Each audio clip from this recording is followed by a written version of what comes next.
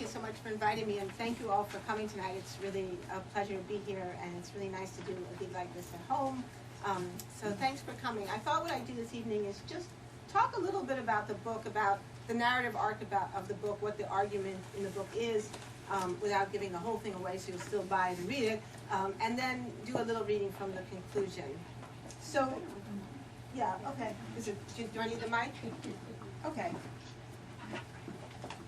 How's that? Is that better? Yes. Okay.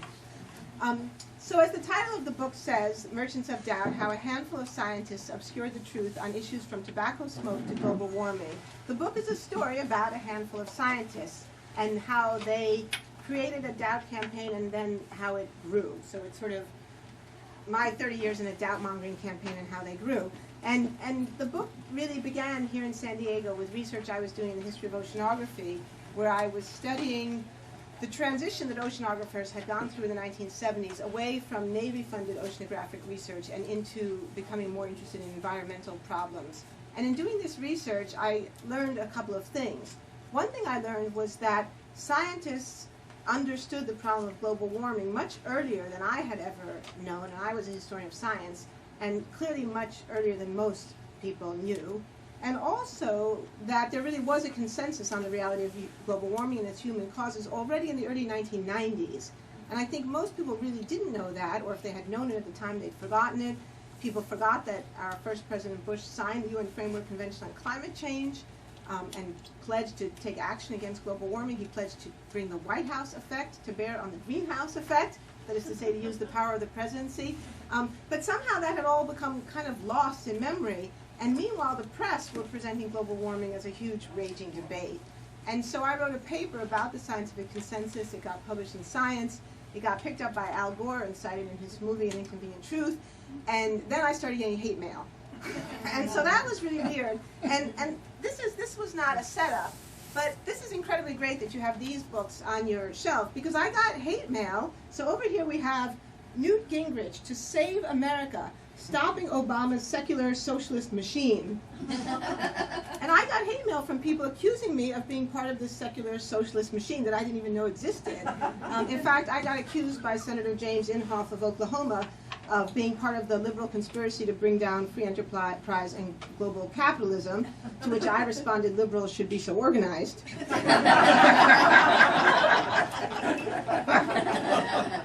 then there's this book, The Battle, by Arthur C. Brooks, the president of the American Enterprise Institute. I mean, this, like, you couldn't have set this up better if I told you what to do. How the fight between free enterprise and big government will shape America's future.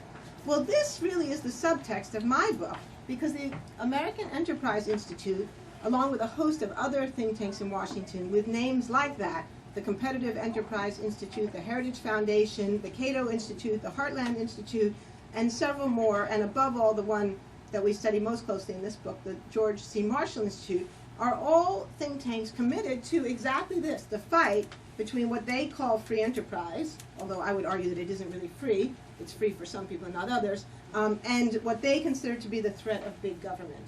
And that actually is the unifying theme that explains what's going on in this story.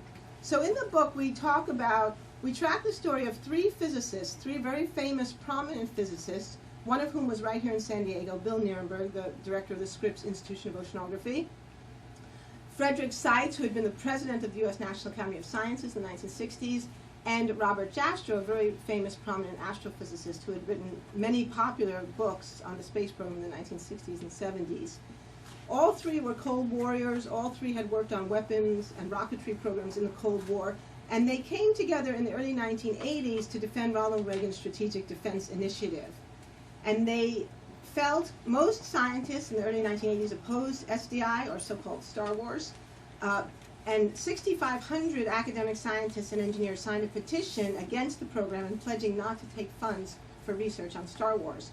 But Seitz, Nierenberg, and Jastrow disagreed with that position, thought that Star Wars was essential to defend the United States from the Soviet threat. This was in 1984, even though, in fact, the Soviet Union would disintegrate only 5 or 6 years later. But they had a very, very alarmist view of Soviet power and Soviet strength, and so they created the Marshall Institute to promote SDI.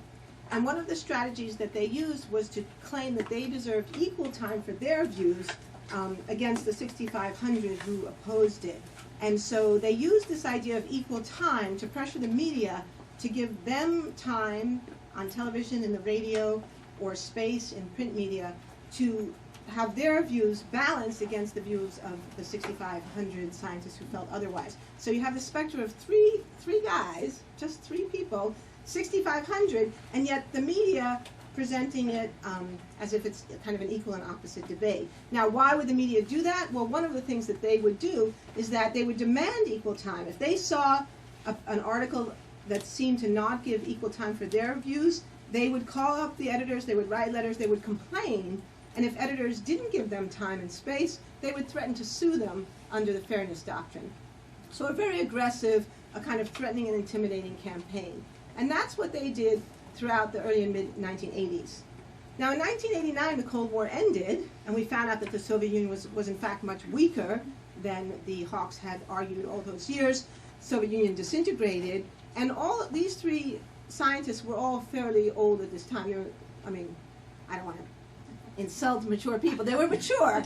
They were old enough that they could have retired should they have chosen to. And in fact, Seitz was, in fact, already retired from his principal job, and by this point, the others were as well. But instead of saying, okay, great, we won the Cold War, we achieved our life's ambition, they found a new enemy. And the new enemy was environmentalism, which they saw as the creeping slippery slope to the secular socialist agenda. And in fact, they would refer to environmentalists as watermelons. Green on the outside, red on the inside.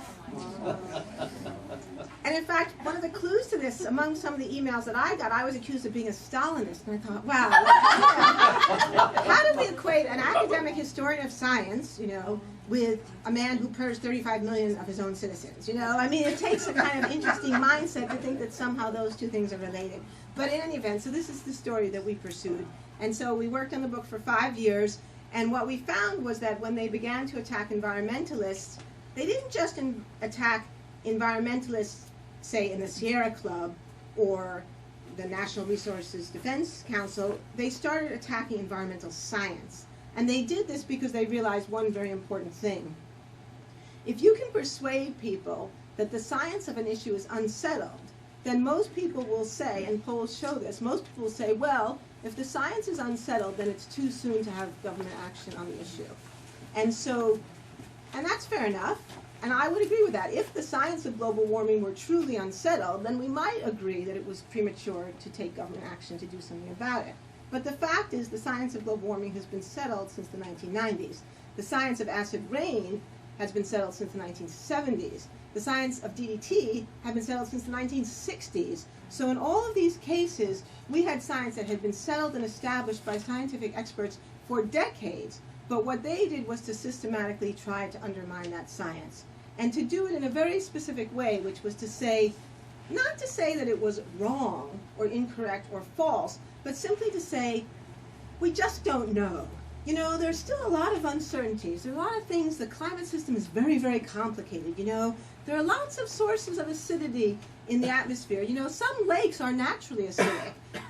DDT, well, that was a pretty good chemical. It saved a lot of people from malaria. So the things they would say were not lies, but they were misrepresentations. They were out of context. They were cherry-picking the data. Well, in a few cases, they were actually lies, but I have to be careful of saying that in public.